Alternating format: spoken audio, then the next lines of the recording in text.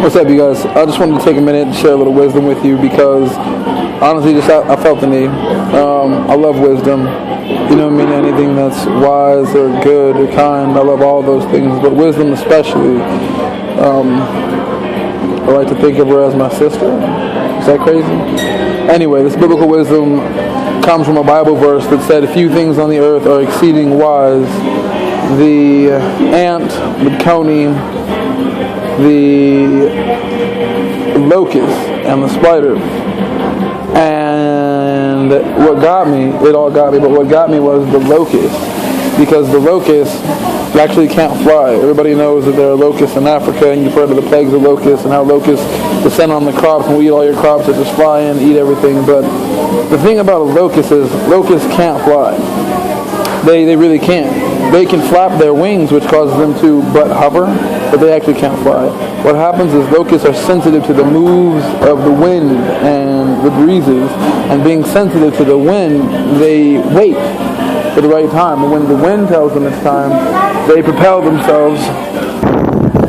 Sorry about that, I had to pick up my lunch. But they're actually sensitive to the winds of the earth and the change in the winds. And what happens is, when the winds change, the locust actually hurls itself into the wind and is carried off by the wind. It's flapping its wings only helps it to guard and to stay aloft. It's the wind that actually keeps it up, though. They don't actually fly. And these locusts act independently and individually. That's why if you would ever see locusts take off, they would take off in a wave or kind of a band. They don't all move together. It's not at the same time. One locust does not follow another locust and jump up into the air. Each locust independently is sensitive to the move of the wind, and as their sensitivity leads them, they together as one united group, one body, one whole, they launch themselves into the air and are propelled to the next place. Now, to us, it looks like a plague. They come upon the crops. They destroy everything that you're eating. This whole big band of locusts, this one big mass of destruction, descends upon and eats all these things. But in reality, this mass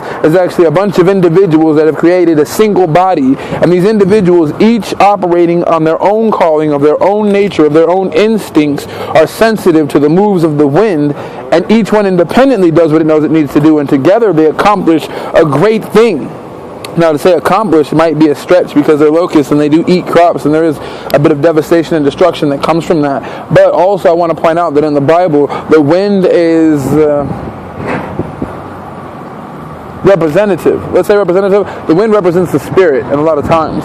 And so it could be said that the locusts are sensitive to the moves of the spirit, and when the spirit moves, they hurl themselves into the spirit. They wait for the spirit to move, and when the spirit moves, that is all they've been waiting for. They hurl themselves headlong deep into the spirit, and by doing that, they are led to the place where they are fed, where they are sheltered, where they have water, where they have everything that they need. And when something is exhausted there, when it's not time for them to be there anymore, when it's time for them to go, they remain sensitive to the winds. The crops may not be eaten. The water may not be gone. The shelter may still be standing. It may be cold outside. That's not what's important. What's important is when the wind moves, the locusts move, because they are sensitive to the winds of the Spirit. And I think, just like the Bible says, that the locust is exceeding wise because they go forth by bands. We should maybe be something like the locust. That's all I got for y'all. Holla back Tuesday. Hope you have a great day.